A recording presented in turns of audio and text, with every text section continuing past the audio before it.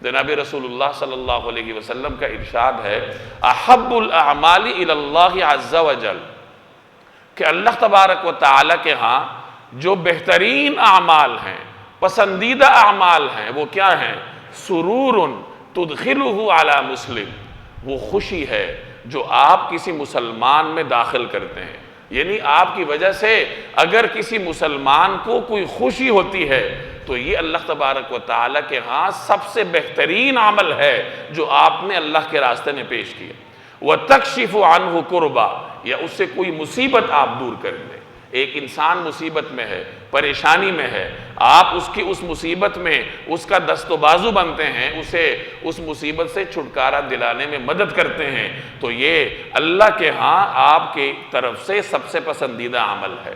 اَوْ تَطْرُدُ عَنْهُ جُوعًا، یا اس سے آپ بھوک کو ختم کر دیں۔ ایک انسان بھوکا ہے، اس کے پاس کھانے کو کچھ نہیں ہے، آپ اسے کھانا مہیا کر کے اس کی بھوک مٹانے کا سامان کر لیں تو اللہ تبارک و تعالیٰ کے ہاں یہ آپ کے پسندیدہ ترین اعمال میں سے ہے۔